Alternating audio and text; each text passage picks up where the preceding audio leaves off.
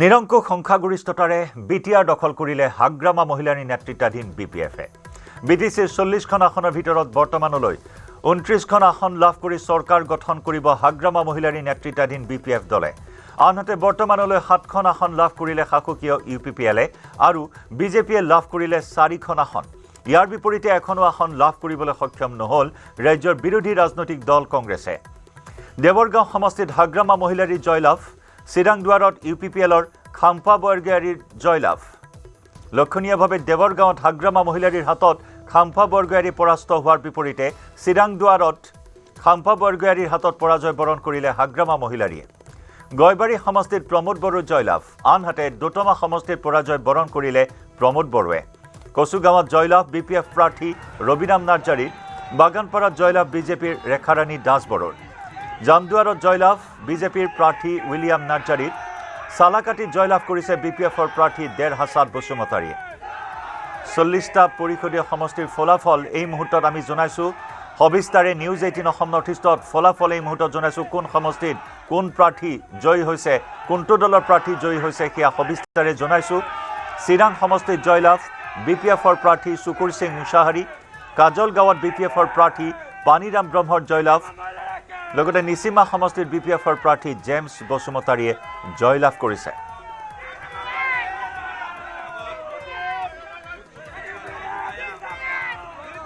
BTC নিৰ্বাচনত ধুলিচ্ছাদ হল শাসকীয় UPPL দল 5 বছৰতে ইউপিপিএলক প্ৰত্যাখ্যান কৰিলে বিটিআৰ বাকীয়ে প্ৰমোদ বড়োৰ প্ৰতি মোহভংগ হল বিটিআৰ বাকীৰ আনহাতে বিটিচিত ক্ষমতাচ্যুত হল বিজেপি কেইবাখনো নিৰ্বাচনী সভাত মুখ্যমন্ত্ৰী অংশগ্ৰহণ কৰিছিল যদিও বিটিআৰ বাকীয়ে হাগ্ৰামা মহিলাৰ বিপিএফকে পুনৰ আঁকোৱালি ললে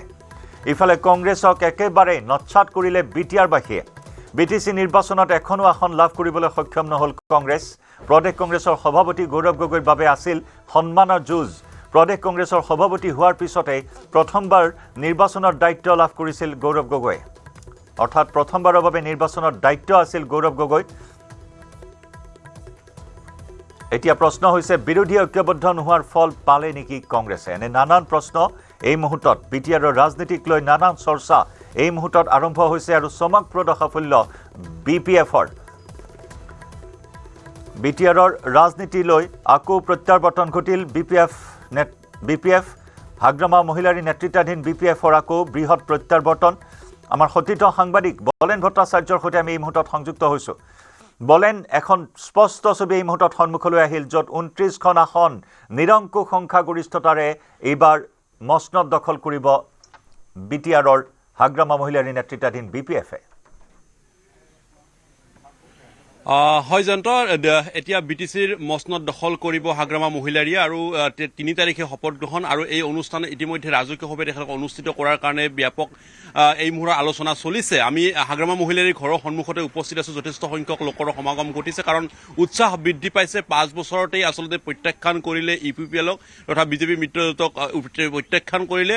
বিটিচিত আৰু সেই ধৰণে যদি চোৱা হয় তেতিয়াহ'লে দেখিবলৈ পোৱা গৈছে যি ধৰণৰ ধাৰাবাহিকতা অক্ষুণ্ণ ৰাখি তৃতীয়টো টাৰ্মৰ বাবে চৰকাৰ গঠন কৰিছিলে হাগ্ৰামা মহিলাৰী আৰু তাৰ পিছত চতুৰ্থবাৰৰ বাবে যদিওবা ইউপিপিএলৰ হাতলৈ গ'ল কিন্তু পুনৰবাৰ ঘূৰাই আনিবলৈ সক্ষম হ'ল অৰ্থাৎ পঞ্চমবাৰৰ বাবে অনুষ্ঠিত হোৱা বিটিচিৰ যি নিৰ্বাচন সেই নিৰ্বাচনত তেখেতসকলে হাগ্ৰামা মহিলাৰীৰ বিপিএফে পুনৰবাৰ ঘূৰাই আনিবলৈ সক্ষম হ'ল বহুখিনি আশা প্ৰত্যাশা লৈ তেখেতসকলে ৰাইজৰ মাজলৈ গৈছিলে আৰু 5 বছৰৰ সময়ছোৱাৰ বিভিন্ন ধৰণৰ কথা এই সময়ছোৱাত আগবঢ়াইছিল আৰু যাৰ ফলস্বৰূপে ৰাইজে সঁহাৰি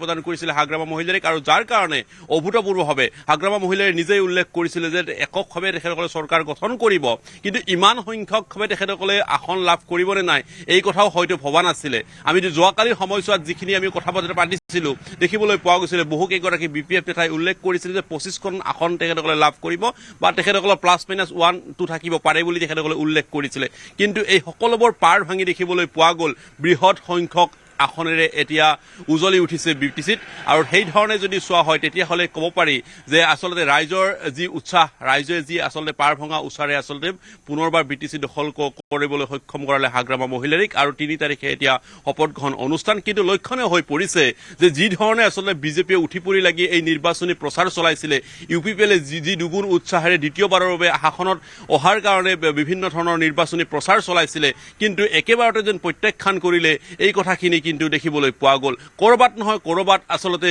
UPPL ৰাষ্ট্ৰীয় ৰাজনৈতিক দলৰ সৈতে থকাৰ কাৰণে বিজেপিৰ সৈতে থকাৰ কাৰণে ৰাইজে প্ৰত্যাখ্যান কৰিলে নেকি নে আঞ্চলিকতাবাদ ঘূৰাই অনাৰ খাতিৰতে তেখেতসকলে এককভাৱে BPF-ক যিহেতুকে বিজেপিৰ সৈতে মিত্ৰতা নাই বা কোনো দলৰ সৈতে মিত্ৰতা নাই BPF-ক গতিকে তেনে অৱস্থাত কৰবাত নহয় কৰবাত সেই আঞ্চলিকতাবাদৰ শিপাডাল বিচাৰিয়ে আচলতে BPF বাকীয়ে ভোট দান কৰিলে নেকি এই কথাসমূহে আচলতে সাহসিকতে প্ৰশ্নৰ সৃষ্টি কৰিছে সমান্তৰালভাৱে বহুকেইটা প্ৰশ্ন সৃষ্টি কৰিছে সন্মুখত বিধানসভা নিৰ্বাচন আৰু বিধানসভা নিৰ্বাচনৰ প্ৰাকখনত যদি চোৱা হয় BTC নিৰ্বাচনক বহুকেইটা ৰাজনৈতিক দলে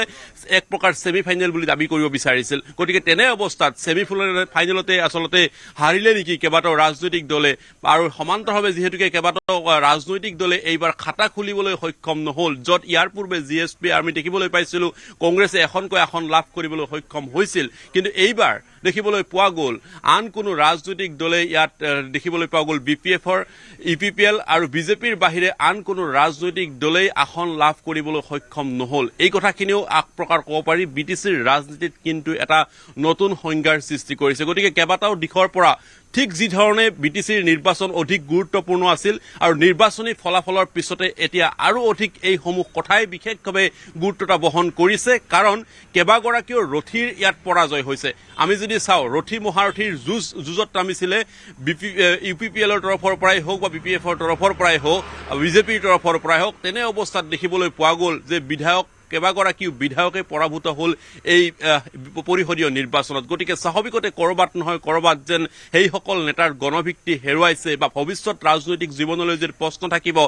এই কথাখিনি এক প্ৰকাৰ নিশ্চিত হৈ পৰিছে এই BTC নিৰ্বাচনৰ ফলাফলে যথেষ্টখিনি লোক আছে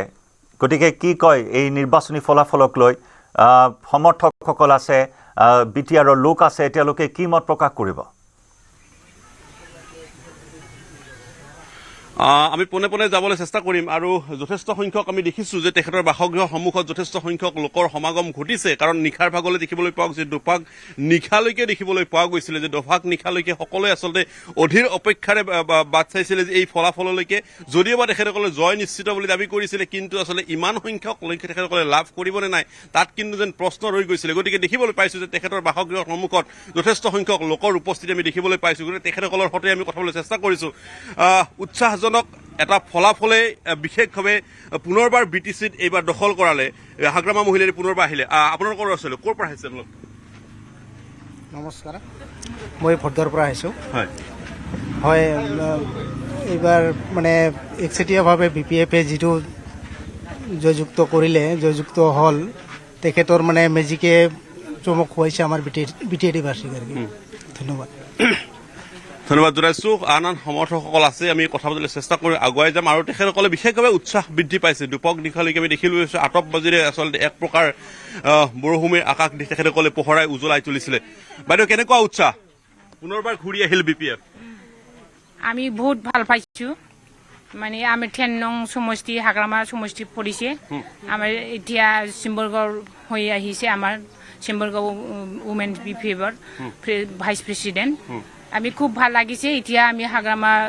ঘৰৰ পিনি আহিছে আৰু নাই দিব কাৰণে শুভেচ্ছা জনাবলগীয়া আপোনালোকে আহিছে আপোনালোক ক'ৰ পৰা আহিছে বাইদেউ চাইনাৰী প্ৰাইমাৰী হয় কেনেকুৱা উৎসাহ যথেষ্ট ইমান অকণমান আগুৱাই হওক ইমান সংখ্যা ভাবিছিলে নে ইমান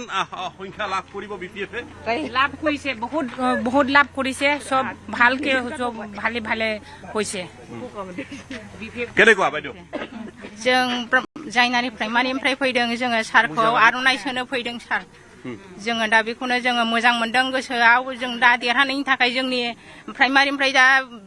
बहुत फैगोन बेनि थाखाय जोंबो दा आवगायनानै थाफैखाबाय নিশ্চয়কৈ এই জয়ৰ পিছতে এক প্ৰকাৰ ক'ব পাৰি যে দলীয় কৰ্মীসকল যথেষ্টখিনি উৎসাহ হৈছে যে বিগত 5 বছৰ সময়ছোৱাত তেখেতসকলে বিৰোধীত আছিলে গতিকে এই বিৰোধীৰ এই সময়ছোৱাতে তেখেতসকলে বিভিন্ন ধৰণৰ আচলতে এই সংগঠনৰ কাম কাজসমূহ আগবঢ়াই লৈ গৈছিলে গতিকে স্বাভাৱিকতে দলয় এতিয়া পুনৰবাৰ BTC দখল কৰাক লৈ তেখেতসকলে সাফল্যমণ্ডিত বা তেখেতসকলে এতিয়া সফলতাক লৈ দেখিবলৈ পোৱা গৈছে উৎসাহিত হৈ পৰিছে গতিকে স্বাভাৱিকতে হাগ্ৰামা মহিলাৰ এই জয়লাভে বা হাগ্ৰামা মহিলাৰ এই উত্থানে বিশেষভাৱে আগন্তুক আহি থকা বিধানসভা নিৰ্বাচনতেই যেন BPF-ৰ এই BPF শক্তি দেখিবলৈ পোৱা যাব BPF-ৰ পৰিৱেশ এই ধৰণৰ দেখিবলৈ পোৱা যাব এই কথাও এক প্ৰকাৰ নিশ্চিত হৈ পৰিছে এতিয়া ধন্যবাদ বলেন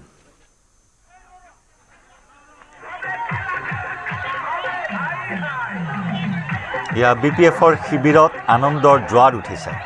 এই আনন্দত আত্মহাৰা হৈছে BPFৰ কৰ্মী সমৰ্থক এয়া বিজয় উৎসৱ পালন কৰিছে নাচি বাগি আনন্দত আত্মহাৰা হৈ পৰিছে BPFৰ সমৰ্থকসকল 5 বছৰৰ পিছত আকৌ প্ৰত্যাৱৰ্তন ঘটিল হাগ্ৰামা মহিলাৰী নেতৃত্বাধীন BPF হাগ্ৰামাৰ জনপ্ৰিয়তা বা হাগ্ৰামাৰ যেটো গণভিত্তি সেয়া ধাৰাবাহিকতা অক্ষুণ্ণ ৰাখিবলৈ সক্ষম হৈছে BPFে আৰু একেদৰে যদি চোৱা হয় BTC নিৰ্বাচনত ধুলিচ্ছাদ হ'ল শাসকীয় UPPL দল 5 বছৰতে UPPLক প্ৰত্যাখ্যান কৰিলে BTR-বাসীয়ে প্ৰমোদ বড়োৰ প্ৰতি মোহভংগ হ'ল BTR-বাসীৰ আনহাতে BTCত ক্ষমতাচ্যুত হ'ল BJP কেইবাখনো নিৰ্বাচনী সভাত মুখ্যমন্ত্ৰী অংশগ্ৰহণ কৰিছিল কেইবাগৰাকীও মন্ত্ৰীক দায়িত্ব দিয়া হৈছিল BTR নিৰ্বাচনত